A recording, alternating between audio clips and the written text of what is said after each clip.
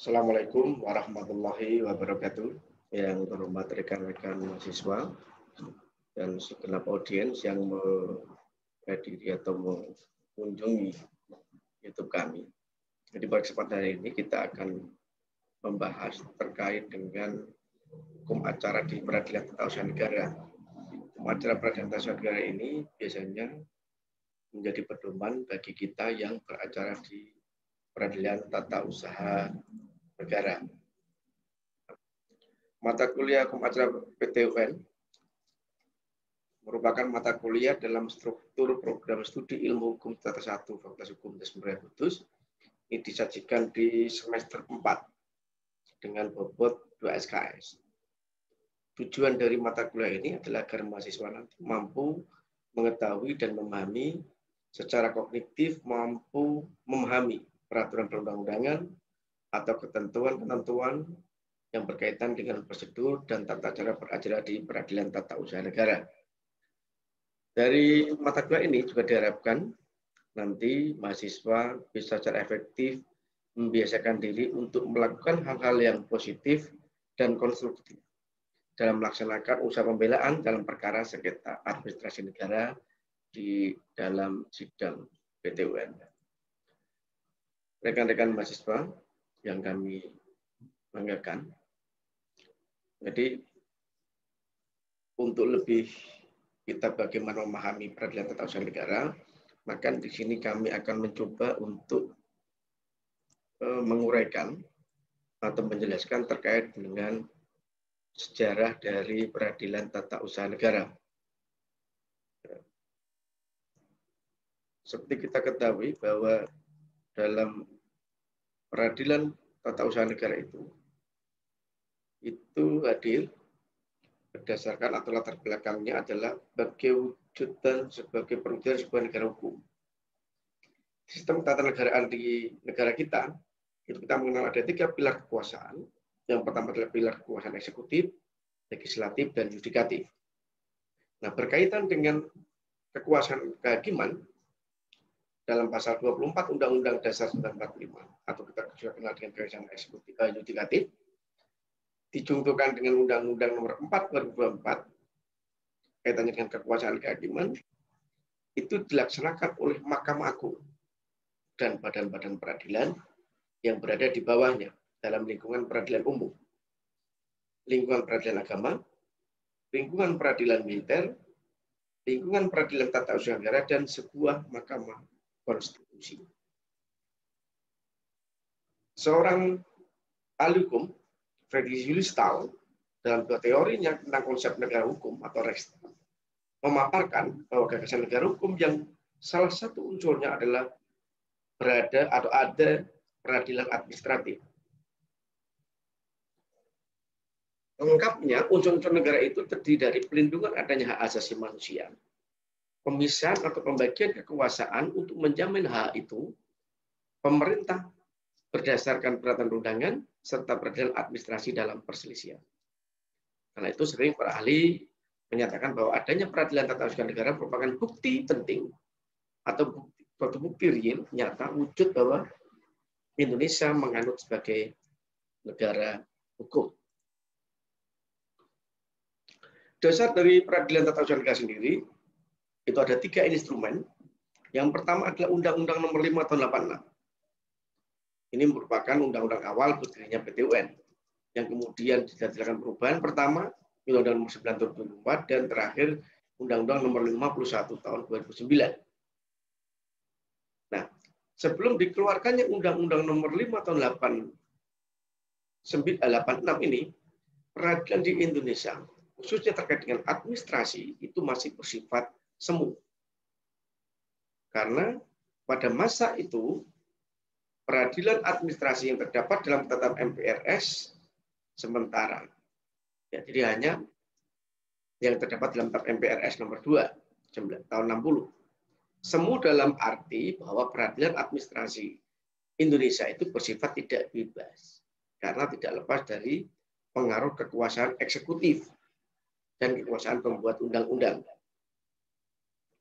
Sehingga Indonesia sebagai negara hukum berdasarkan pasal 1 ayat 3 Undang-Undang Dasar 45, tentu saja keadaan tersebut merupakan penyimpangan dari negara hukum.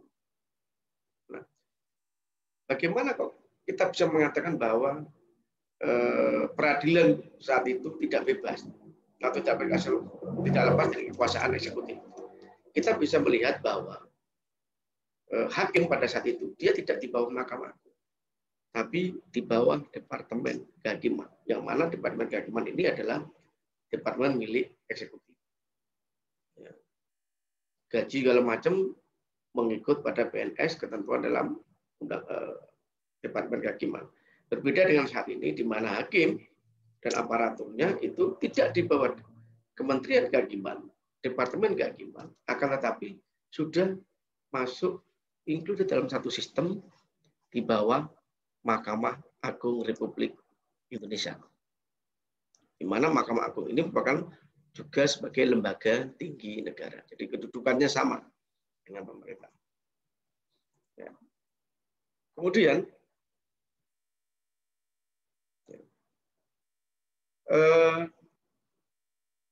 ini kita jelaskan, kita sebutkan bahwa sumber hukum kita itu kekuasaan kehakiman di pasal 24 konstitusi kita, di mana kemudian pasal 24 ini diimplementasikan oleh pemerintah dengan mengeluarkan Undang-Undang 14 tahun 70 yang kemudian diubah dengan Undang-Undang 4 tahun 2004 dan yang terakhir adalah Undang-Undang nomor 48 tahun 2009 tentang kekuasaan kehakiman. Undang-Undang nomor 2 tahun 86 ya, contoh Undang-Undang nomor 8 2004 dan 49 2009 yang mana ini kemudian ada dasar hukum dari pembentukan peradilan umum. Sedangkan kekuasaan kehakiman terkait dengan peradilan agama mendasarkan pada ketentuan Undang-Undang nomor 789, Junto Undang-Undang nomor 3 tahun 2004, Junto nomor 50 tahun 2009. Kemudian peradilan militer, Undang-Undang nomor 31 tahun 97. Dan yang terakhir adalah untuk wilayah peradilan tata usaha negara, dasar hukumnya adalah Undang-Undang nomor 586, Junto Undang-Undang nomor 9 tahun 2004, Junto Undang-Undang nomor 51 tahun 2009. Nah, ini membuktikan bahwa masing-masing pengadilan itu mempunyai kompetensi sendiri-sendiri, yang mana antara satu dan yang lain tidak bisa saling mencampuri dan sudah dipisahkan sesuai dengan undang-undang yang mengatur masing-masing. Nah, di mana kita bisa menemukan aturan mengenai penyelesaian sengketa administrasi melalui TUN, yaitu kita bisa melihat pada ketentuan pasal 53 ayat 1 Undang-Undang nomor 5 tahun 86. Perlu saudara ingat bahwa Undang-Undang nomor 586 ini tidak kemudian serta-merta hilang ketika pemerintah mengeluarkan Undang-Undang nomor 3 2006, Undang-Undang nomor 9 2004 dan Undang-Undang nomor 51 2009. Karena undang-undang ini sifatnya adalah menyempurnakan dari undang-undang yang sebelumnya. Undang-undang nomor 5 disempurnakan Undang-Undang nomor berapa tadi? Nomor 9, kemudian disempurnakan lagi Undang-Undang nomor 51. Kembali lagi bahwa ketentuan pasal 53 ayat 1 Undang-Undang PTUN berbunyi, seseorang atau badan hukum perdata yang merasa kepentingannya diberikan oleh suatu keputusan tata usaha negara dapat mengajukan gugatan tertulis kepada pengadilan.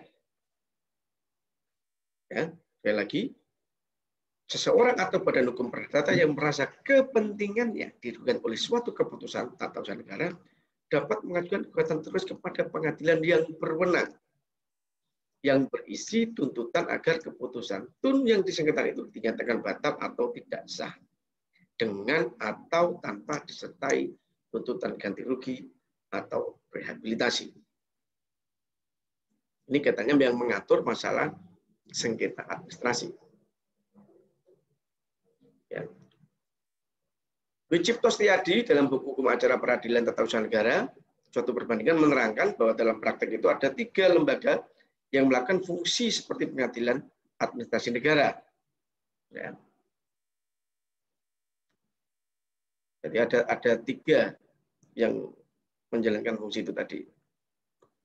Yang pertama adalah Majelis Pertimbangan Pajak, di mana majelis ini di bawah kantor pajak. Yang kedua adalah Pengadilan Pegawai Negeri. Dan ketiga, Peradilan Bea Cukai. Selain itu, perkara-perkara administrasi negara diselesaikan oleh hakim di lingkungan peradilan umum. Sehingga perkara yang diselesaikan berupa perbuatan penguasa yang melanggar hukum. Nah, tiga lembaga ini di bawah eksekutif, sehingga kadang kita masih meragukan independensinya untuk menegakkan sengketa-sengketa terkait dengan administrasi negara. Nah, kemudian apakah tidak ada upaya untuk melakukan perintisan peradilan administrasi negara? Tidak. Bahwa upaya itu telah ada sejak tahun 46 sudah dirintis. Pertama kali oleh Wiryono Projodipuro, yang mana membuat rancangan undang-undang tentang acara perkara dalam soal tata usaha pemerintahan. Ya. Nah, perintah mewujudkan peradilan administrasi negara pertama kali itu dituangkan dalam TAP MPRS nomor 2 MPRS 60, yang mana kemudian ditegaskan dalam Undang-Undang 14 1970 yang mengatur tentang ketentuan pokok-pokok kekuasaan kehakiman. Ya. Dan ini juga kemudian dipertegas lagi dalam pidato kenegaraan oleh Presiden Soeharto waktu itu di depan sidang perwakilan rakyat tanggal 16 Agustus, menegaskan bahwa akan diusahakan terbentuknya peradilan administrasi yang dapat menampung dan menyelesaikan perkara-perkara yang berhubungan dengan pelanggaran yang dilakukan oleh pejabat atau aparatur negara, maupun untuk memberikan kepastian hukum bagi setiap pegawai negeri. Itu sudah diupayakan. Nah, tapi memang kemudian baru benar-benar direalisasi bisa dilaksanakan sebuah peradilan yang mandiri, yaitu mulai berdasarkan Undang-Undang Nomor 5 Tahun 80. Nah, di materi-materi ini Anda silakan sudah kita sediakan di Sunan. Ya, Anda bisa mengunduh materi itu, bisa mempelajari hal-hal yang mungkin Anda tidak memahami, Anda bisa menanyakan kepada kami, baik melalui akun YouTube atau akun Sunan, atau mungkin punya WA saya, silakan dicatat, nanti ditanyakan via WA. Kami akan selalu terbuka. Nah, maka kemudian sebenarnya kendala yang ada saat ini, peradilan tata usaha negara tidak berada di hampir semua tempat, hanya di beberapa tempat.